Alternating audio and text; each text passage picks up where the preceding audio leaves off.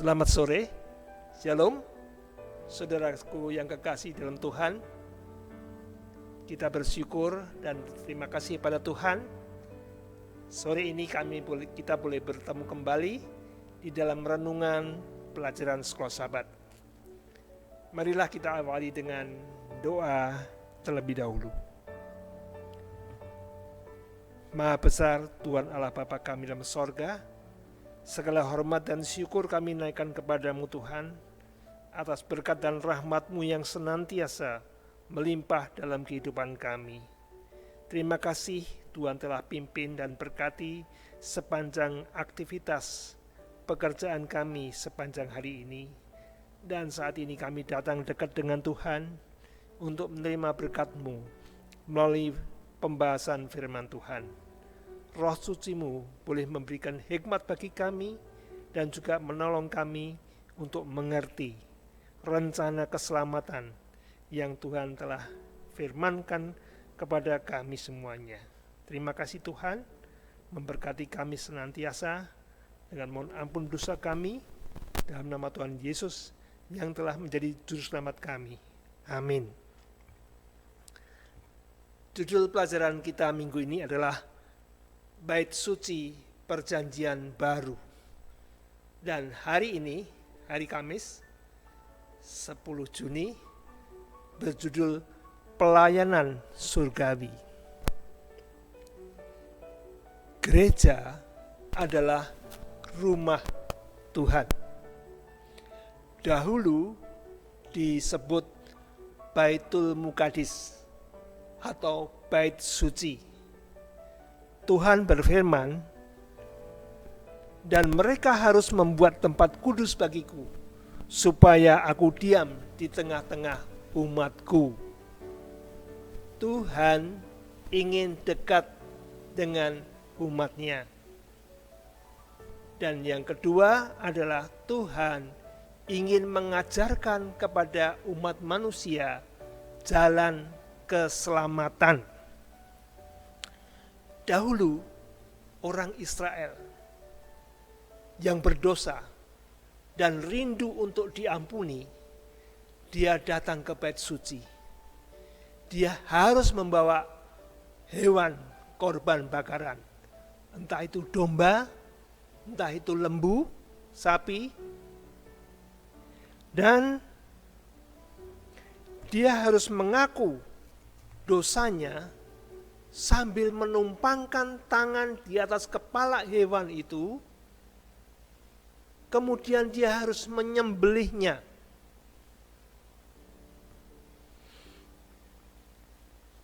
Karena tidak ada pengampunan tanpa penumpahan darah. Lalu dagingnya dibakar di mezbah korban bakaran. Sedang sebagian darahnya dari hewan itu diserahkan kepada imam. Imam ini perantara antara manusia dengan Allah. Dan orang umat Israel tidak boleh masuk ke dalam bait suci, hanya imam saja. Darah daripada hewan korban tadi dioleskan di ujung-ujung atau di sudut-sudut mezbah korban bakaran, dan sebagian dipercikkan ke tirai yang memisahkan bilik yang suci dan maha suci. Seolah-olah dosa daripada orang tadi dipindahkan ke dalam bait suci, tirai itu tadi. Nah, sebenarnya darah binatang itu tidak mungkin untuk menghapus dosa manusia. Tetapi maksud Tuhan, hewan yang dikorbankan, hewan yang tidak bercacat celah, itu adalah melambangkan atau menunjuk kepada Yesus Kristus. Hanya darah Kristus yang boleh mengampuni dosa-dosa kita. Pada waktu itu Yesus belum lahir, belum datang ke dunia. Jadi segala upacara di bait suci itu adalah lambang. Orang berdosa tadi, dia pulang dengan lega. Dosanya sudah diserahkan lewat perantara imam tadi. Tetapi sebenarnya itu belum selesai pekerjaan penghapusan dosa. Kita bisa bayangkan bagaimana setiap pagi dan petang orang Israel bergiliran untuk minta ampun dengan membawa korban. Jadi tiap hari tirai itu memuat percikan-percikan darah hewan korban yang melambangkan dosa-dosa umat Israel. Betapa kotornya tirai itu. Dan Tuhan menentukan setahun sekali harus diadakan pembersihan bait suci. Artinya dosa-dosa umat Israel harus dibersihkan. Maka dalam setahun sekali ditentukan hari raya pendamaian, hari raya Gerafirat. Pada waktu hari pendamaian, semua umat Israel harus menyiapkan diri, merendahkan diri, berdoa, bahkan berpuasa. Kiranya imam besar yang menjalankan hari pendamaian diterima Tuhan dan dosa-dosa umat Israel akan dihapuskan. Maka pada hari raya pendamaian itu, imam besar, hanya imam besar yang melayani, membawa hewan sebagai penghapus dosa dia sendiri. Dia juga membawa 2 kambing jantan. Kambing jantan yang satu disembelih, darahnya dioleskan di ujung-ujung mezbah korban bakaran, dan imam besar ini masuk ke bilik yang maha suci, di mana di dalam bilik yang maha suci ada tabut perjanjian, tabernakel, yang berisi 2 loh batu, roti mana, dan tongkat Harun. Kemudian darah kambing jantan itu dipercikkan di atas tabut perjanjian itu, yang mengartikan tuntutan hukum Tuhan, 10 hukum itu telah dipenuhi oleh darah. Meskipun darah itu darah kambing jantan, tapi itu melambangkan darah Yesus. Dan kemudian Tuhan hadir di antara 2 kerub, 2 malaikat yang menaungi tabut perjanjian itu tadi. Dan kemudian setelah selesai upacara itu, imam besar keluar. Dan dia kemudian seolah-olah membawa seluruh dosa umat Israel sepanjang tahun itu. Kemudian imam besar ini menuju kambing jantan yang masih hidup, yang di luar bait suci. Dia tumpangkan tangan kepada kambing jantan itu. Seolah-olah dosa daripada umat Israel ditanggungkan kepada kambing jantan itu yang disebut Azazel.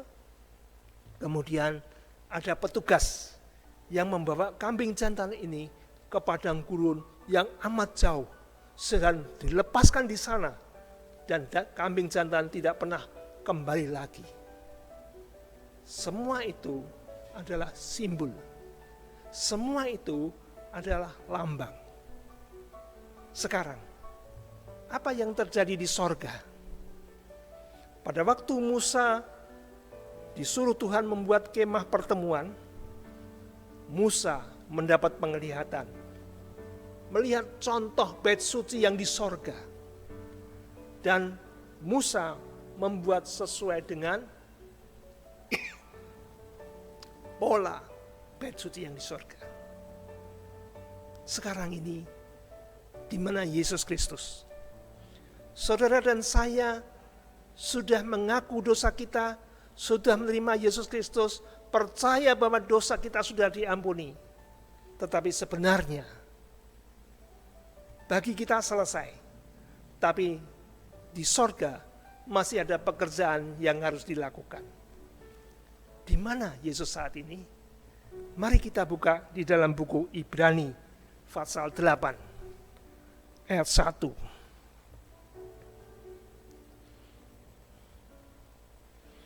Dikatakan di sana, inti segala yang kita bicarakan itu ialah kita mempunyai imam besar yang demikian, yang duduk di sebelah kanan tahta yang maha besar di sorga, dan yang melayani ibadah di tempat kudus, yaitu di dalam kemah sejati yang didirikan oleh Tuhan dan bukan oleh manusia.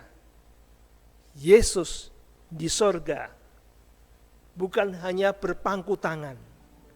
Dia duduk di sebelah kanan tahta yang maha besar di sorga, menjadi imam besar, menjadi perantara kita. Sebab setiap imam besar ditetapkan untuk mempersembahkan korban dan persembahan, dan karena itu Yesus perlu mempunyai sesuatu untuk dipersembahkan. Kalau tadi imam besar, darah kambing jantan dipercikan di atas tabut perjanjian, sekarang darah Yesus sendiri yang dia persembahkan kepada untuk menebus umat manusia. Saudaraku, di dalam Ibrani 9 ayat 11, mari kita buka Ibrani 9 ayat 11. Tetapi Kristus telah datang sebagai imam besar untuk hal-hal yang baik yang akan datang. Ia telah melintasi kemah yang lebih besar dan yang lebih sempurna, yang bukan dibuat oleh tangan manusia, artinya yang tidak termasuk ciptaan ini. Dan ia telah masuk satu kali untuk selama-lamanya ke dalam tempat yang kudus, bukan dengan membawa darah kambing, domba jantan, dan darah anak lembu, tetapi dengan membawa darahnya sendiri. Dan dengan itu ia telah mendapat kelepasan yang kekal. Sekarang ini Yesus berada di dalam bilik yang maha kudus. Dia sedang menjadi perantara bagi kita. Dia sekarang sedang mempersembahkan darahnya untuk keselamatan kita. Dan diharapkan saat ini umat-umat Tuhan merendahkan diri, mengakui dosa-dosa, dan juga berdoa semoga dosa-dosa yang pernah kita buat diampuni, dihapuskan. Dan nanti kalau Yesus sudah selesai di bilik yang maha kudus, dia akan keluar. Kalau tadi kambing yang di luar, kambing Azazel, siapakah itu? Itu adalah melambangkan iblis. Bila mana Yesus datang kedua kali nanti, Yesus telah selesai melakukan tugasnya sebagai imam besar, sebagai pembela kita. Dia tumpangkan seluruh dosa umat manusia kepada iblis. Dan kemudian iblis dimusnahkan. Itulah jalan keselamatan yang Tuhan ajarkan melalui bait suci.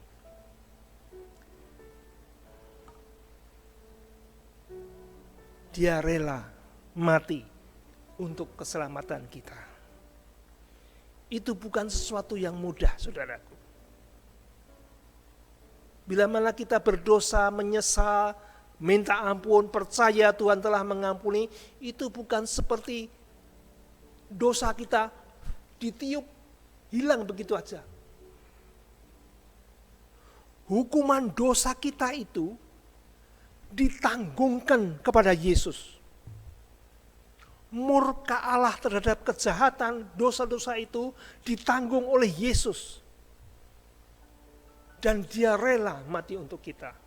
Jadi kita bisa renungkan betapa luar biasanya Allah itu mengasihi kita. Marilah saat ini, saudara, kita introspeksi diri kita. Kita tinggalkan dosa-dosa dan kejahatan kita. Kita datang dekat dengan Tuhan. Sekarang Tuhan sedang memeriksa catatan kehidupan kita, baik dan buruk. Kita sekarang perlu minta ampun. Semoga catatan yang negatif di sorga dihapuskan. Asal nama kita di dalam buku kehidupan tidak dihapuskan. Dan percaya bahwa Tuhan telah mati untuk kita dan ingin menyelamatkan kita. Kiranya pelajaran ini boleh menjadi renungan bagi kita. Tuhan memberkati.